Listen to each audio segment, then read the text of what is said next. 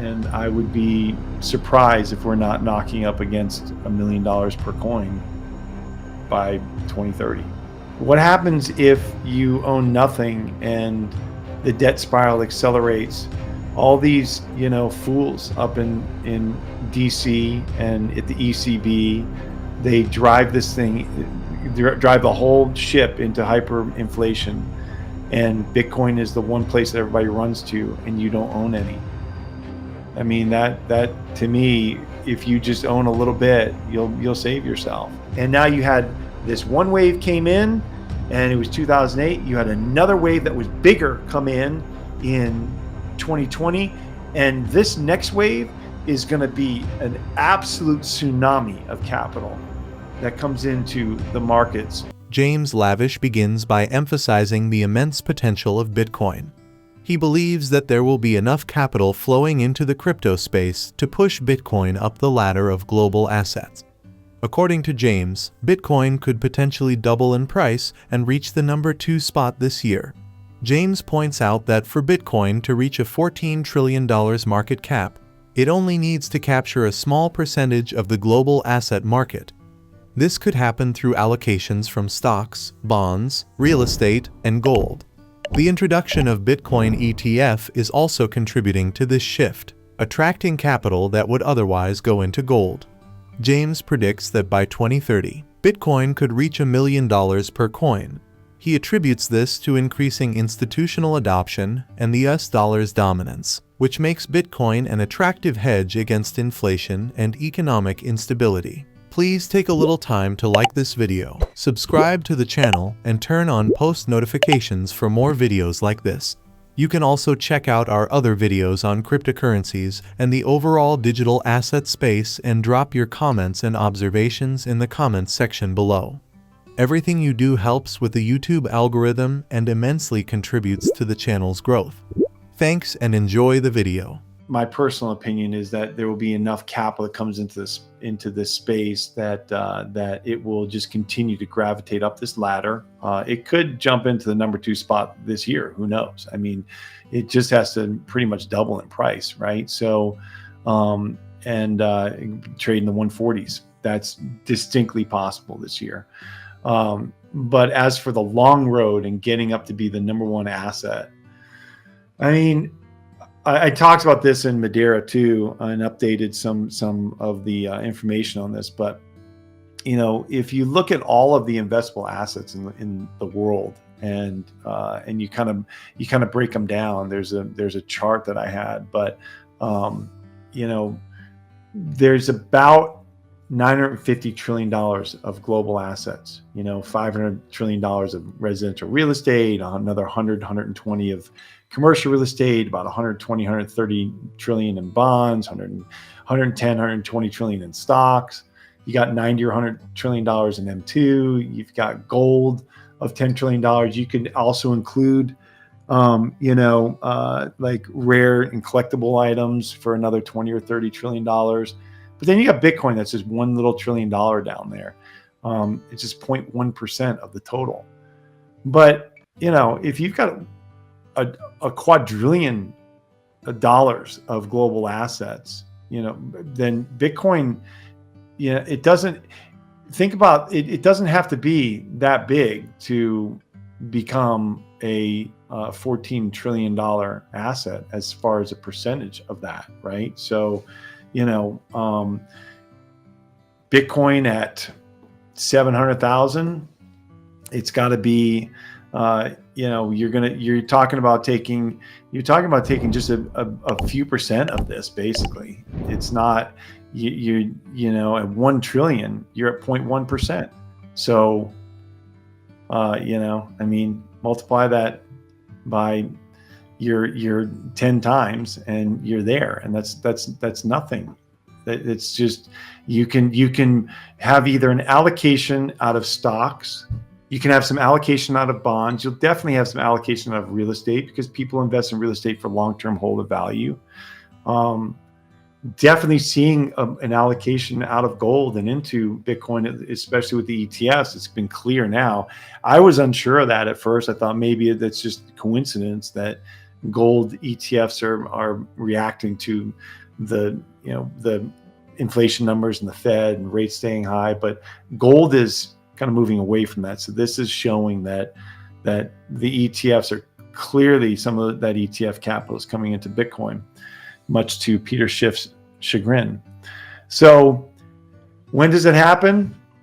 I think in this decade it happens, and I would be surprised if we're not knocking up against $1 million per coin by 2030. You're seeing the U.S. dollar just swallow other currencies here. We have the benefit of being the strongest currency, and with rates up here, with our economy doing what it's doing, and the ability to keep the rates here, our 10-year is higher than any of the other major currencies. The yen, it's way higher.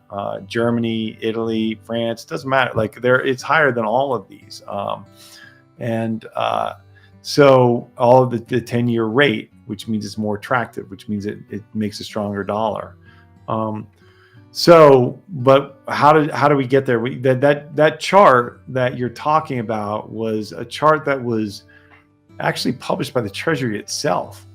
They was published in a report that was about the state of the Treasury in 2022, and it's basically, it said, actually it was the beginning of 2023 when they published this, and the subtitle of the chart was an unsustainable fiscal path, and it just showed debt to GDP rising exponentially.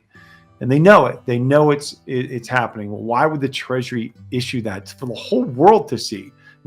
They're just signaling, hey, we're absolutely, moronic. We are printing to oblivion. We're gonna, hyperinflate at some point. We're just letting the world know. No, that's not what they were doing. They were warning Congress. They're saying, you guys got to stop spending, man. We cannot continue like this. Because remember, it's not the Treasury making these decisions. The Treasury is just trying to manage the budget that the Congress is handing them. They're like, hey, we need to borrow another $2 trillion this year. Can you go ahead and make that happen? And so the Treasury's like, this is unsustainable. You guys understand, we cannot you're making us issue so much debt. You heard Yellen say it today. We've got to cut the deficit. We must cut the deficit. We've got to stop this. This is insanity. And so what will happen is we will see entrenched inflation. We will see the continued injection of liquidity to make sure that Treasury markets continue to operate and function with liquidity and normally. Because if they don't function normally, if we have a hiccup in the Treasury market, we're toast. And so that'll be a dump of liquidity. We saw it happen in 2008. We saw it happen in 2019. We saw it happen in 2020. And we're just there comes to be moments where there's just not enough liquidity, and it looks like the Treasury market's going to kind of lock up. And so the Fed and the Treasury just flood the market with more liquidity, and that's what they will need to do. So we're all waiting around for a few things to happen. First, we're just watching structural inflation. It's going to happen. We've seen it. It's settled in around 3% here. The Fed is not going to, they're not going to raise rates on a 3-4% inflation. They're going to watch. They're probably going to lower rates soon. How can they argue that it's okay to lower rates when you see that structural inflation is at 3%? Well, because they all know that the Treasury is issuing so much debt, the government's spending so much money, the deficits are so high that they've got to somehow inflate GDP nominally by creating more dollars. And that's inflation. They just need more dollars out there so they can continue this charade until something breaks, until something happens where you just need a tsunami of liquidity.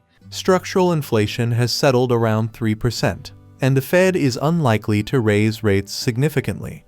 Instead, they might lower rates despite inflation to manage the high levels of government debt. This approach involves creating more dollars to inflate GDP nominally, maintaining the current economic structure. James compares the economic waves of liquidity to tectonic shifts, with each wave being larger than the previous one. The 2008 financial crisis, the 2020 pandemic, and future events will require massive liquidity injections, potentially leading to hyperinflation or other significant economic changes. And then you have inflation that will run Luke Groman talks about this. You could have periods of inflation that are 12, 15, 18%. We'll go back to the 1980s and just runs hot for a while. And they allow it to run hot for a while. Why? Because that will help lower that debt to GDP number, because you're paying down old debt with cheaper dollars. I fully expect it. And that'll be, it's kind of like we had that first wave of liquidity in 2008.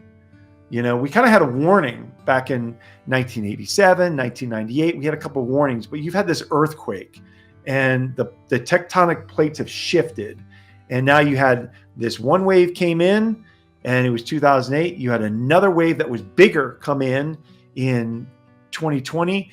And this next wave is going to be an absolute tsunami of capital that comes into the markets, because they don't have a choice.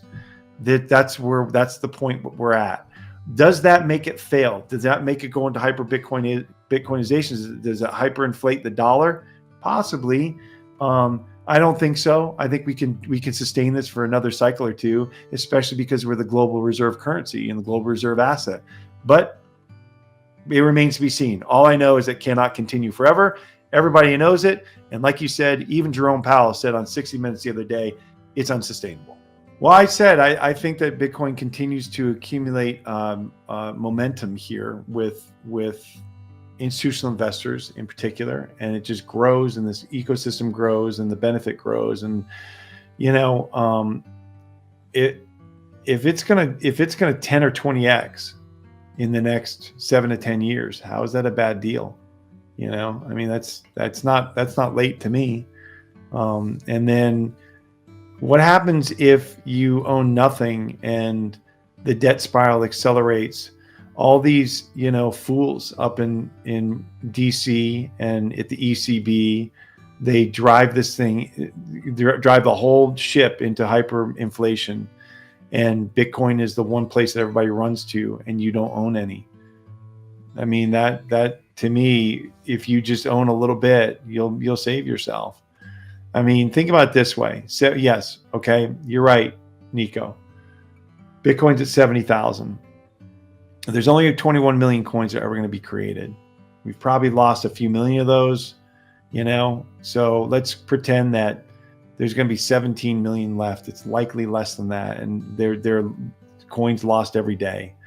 But with over 50 million millionaires in the world, not every single one of those millionaires can own a whole coin. Why wouldn't you want to own at least part of one? Okay, everybody's situation is different. How much money they make, how much money they spend, what their needs are, what their future needs are, what their future expectations are. Like, everybody's risk tolerance is different. Like, it depends. It's different for everybody. So, but that being said, the one thing you can do if you're a young person and you've done your work, you start to do your work on Bitcoin, is just start to dollar cost average in each week. Just take whatever it is, $100 out of your paycheck, figure out a way to minimize other expenses to make that happen. If it's possible. I know it's not possible for everybody. That inflation is out of fucking control, and it's been very painful for a lot of people. And I know people who are suffering from it. It is not good. It's not cool. So I understand that, especially for the younger people who are just trying to get by. But if you can, that would be a good start. If you get a big lump sum bonus for something, you made a big sale, or you've done a good job for your boss and they give you some bonus, well, take a chunk of that, or all of it if you can, and put it away. James believes that Bitcoin will continue to gain momentum, especially among institutional investors. He suggests that Bitcoin could see a 10x to 20x increase in the next 7-10 years. This growth is driven by its scarcity, with only 21 million Bitcoins ever to be created, and its appeal as a hedge against economic instability. James recommends starting to dollar cost average into Bitcoin. By consistently investing a fixed amount from their paycheck, young people can accumulate Bitcoin over time. He also advises taking advantage of bonuses or large sums of money to invest in Bitcoin, as it could be a significant financial safeguard in the future.